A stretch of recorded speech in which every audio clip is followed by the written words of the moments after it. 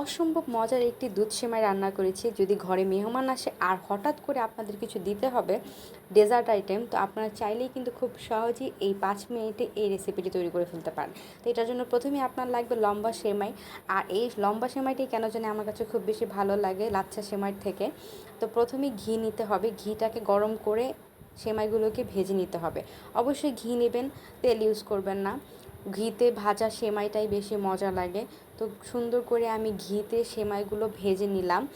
আর এই সেমাই ভাজার সময় অবশ্যই চুলার আঁচটা একটু হালকা রাখবেন, কারণ ঘিটা গরম হয়ে সেমাইটা নিচ থেকে পুড়ে যেতে পারে। তাই অনবরত নাড়াচাড়া করতে হবে। আমি এখানে একটি পাতিলে গরুর লিকুইড দুধ নিয়ে নিয়েছি, তারপরে আর দিব হচ্ছে গুঁড়ো দুধ। তো এখানে আমি গুঁড়ো দুধ প্রায় হাফ কাপের মতো ইউজ করেছি।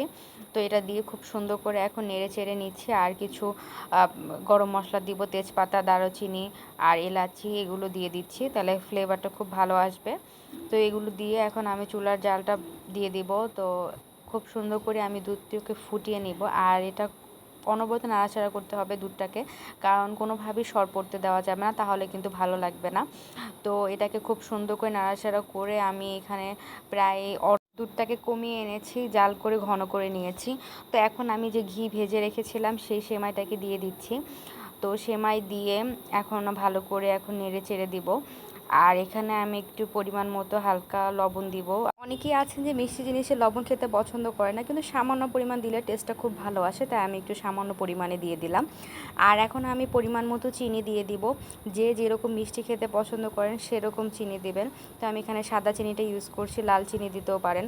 তো এখানে চিনি দিয়ে সুন্দর করে এখন নেড়ে চেড়ে দিচ্ছি। আর আমার সেমাই রান্নাটা প্রায় হয়ে গিয়েছে। আর এই অবস্থায় আমি এখন একটি পাত্রের ভিতর ঢেলে নিব, কারণ সেমাইটা ঠান্ডা হওয়ার পর এটা পুরো দুধটাকে একদম চুষে নেবে। দেখুন কি অবস্থা, আমি একদম একটি পাত্রের সঙ্গে সঙ্গে ঢেলে নিয়েছি, কারণ ঠান্ডা হওয়ার পর এটা একদমই ক্রিমি হয়ে যাবে।